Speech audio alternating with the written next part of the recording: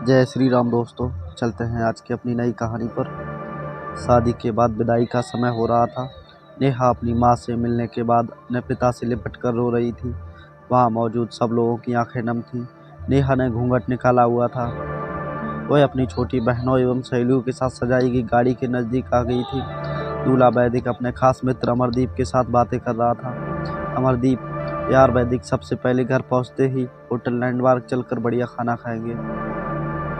यहाँ तेरी ससुराल में खाने का मज़ा नहीं आया। तभी पास में खड़ा वैदिक का छोटा भाई महेंद्र बोला, हाँ यार, पनीर कुछ ठीक नहीं था और रसमलाई में तो रस ही नहीं था। और वह ही कर जोर जोर से हंसने लगा।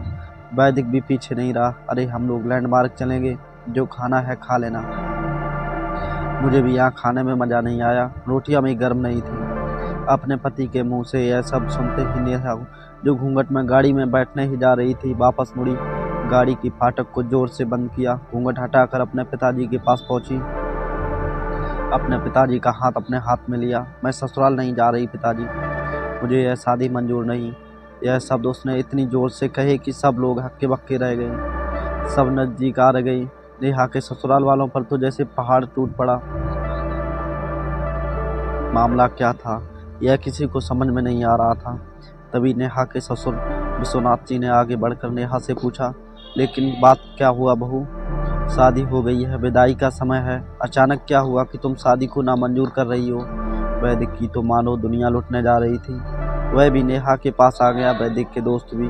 सब लोग जानना चाहते थे कि आखिर ऐन वक्त पर क्या हुआ कि दुल्हन ससुराल जाने से मना कर रही है। नेहा ने अपने पिता रामकृष्ण जी का हाथ पकड़ रखा था। नेहा ने अपने ससुर से कहा, बाबूजी, मेरे माता पिता ने अपने सपनों को मारकर हम बहनों को पढ़ाया लिखाया व काबिल बनाया है। आप जानते हैं एक बाप के लिए बेटी क्या मायने रखती है। आप बाप का बेटा नहीं जान सकते क्योंकि आपके कोई बेटी नहीं है।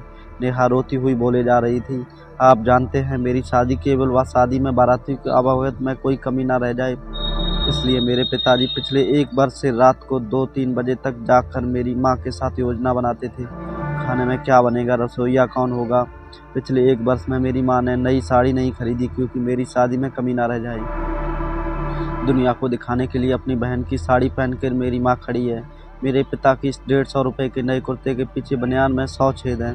मेरे माता पिता ने कितने सपनों को मारा होगा, ना अच्छा खाया ना अच्छा पिया।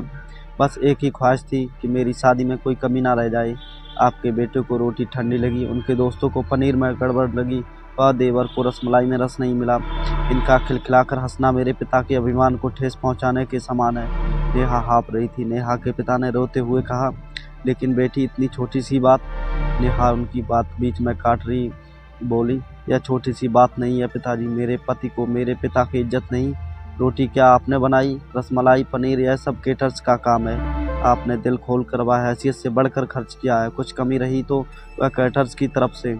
आप तो अपने दिल का टुकड़ा अपनी गुड़िया रानी को विदा कर रहे हैं। आप कितनी रात रोएंगे क्या मुझे पता नहीं। माँ कभी मेरे बिना घर से बाहर नहीं निकली। कल वह बाजार अकेली जाएगी, जा पाएगी? जो लोग पत्नी या बहू लेने आए हैं वह खाने में कमियां निकाल रहे हैं। मुझ में कोई कमी आपने नहीं रखी। यह बात उनकी समझ में नहीं आई। रामकृष्ण जी ने नेहा के सिर पर हाथ फिराया। अरे पगली, बात का बतंगड़ बना रही है। मुझे तुझ पर गर्व है कि तू मेरी बेटी है, लेकिन बेटा इन्हें माफ़ कर दे। तुझे मेरी कसम, शांत हो जा। तभी वैदिक ने आकर रामकृष्ण जी के हाथ पकड़ लिए। मुझे माफ़ कर दीजिए बाबूजी, मुझसे गलती हो गई। मैं उसका गला बैठ गया, रो पड़ा था वह। तभी विश्वनाथ जी ने आगे बढ़कर नेहा के सर पर हाथ रखा। मैं तो बहू लेने आया था, लेकिन ईश्वर बहुत कृपालु है, उसने मुझे बेटी दे दी। वह बेटी की अहमियत भी समझा दी। मुझे ईश्वर ने बेटी नहीं दी, शायद इसलिए कि तेरे जैसी बेटी मेरे नसीब में थी।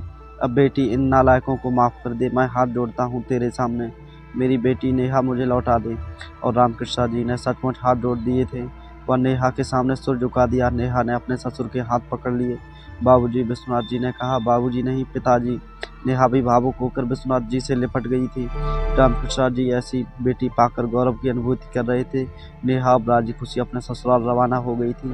पीछे छोड़ गई थी आंसुओं से भीगी अपने माँ पिताजी की आंखें। अपने पिता का वह आंगन जिस पर कल चहकती थी, आज से इस आंगन की चिड़िया उड़ गई थी किसी दूर प्रदेश में और किसी पेड़ पर अपना घरौंदा बनाएगी। बेटा तो एक ही कुल को चलाता है, पर बेटियां 2 कुल चलाती हैं। यह कहानी लिखे वक्त मैं उस मूर्ख व्यक्ति के बारे में सोच रहा था जिसने बेटी को सर्वप्रथम पराया धन की संज्ञा दी होगी। बेटी माँ बाप का अभिमान व अनमोल धन है, पराया धन नहीं। कभी हम शादी में जाएं तो ध्यान रखें कि पनीर की सब्जी बनाने में एक पिता ने कितना कुछ खोया होगा व कितना खोएगा। अपना आंगन उजाड़ कर दूसरे के आंगन को महकना कोई छोटी बात नहीं। खाने में कमियां ना निकालें। बेटी की शादी में बनने वाली पनीर, रोटी या रसमलाई पकने में उतना समय लगता है जितनी लड़की की उम्र होती है। यह भोजन सिर्फ भोजन नहीं, पिता के अरमान व जीवन का सपना होता है। बेटी की शादी में बनने वाले पकवानों में स्वाद कहीं सपनों के कुचलने के बाद आता है व उन्हें पकने में बरसों लगते हैं। बेटी की शादी में खाने की कद्र करें। एक कदम बेटियों के सम्मान की खातिर।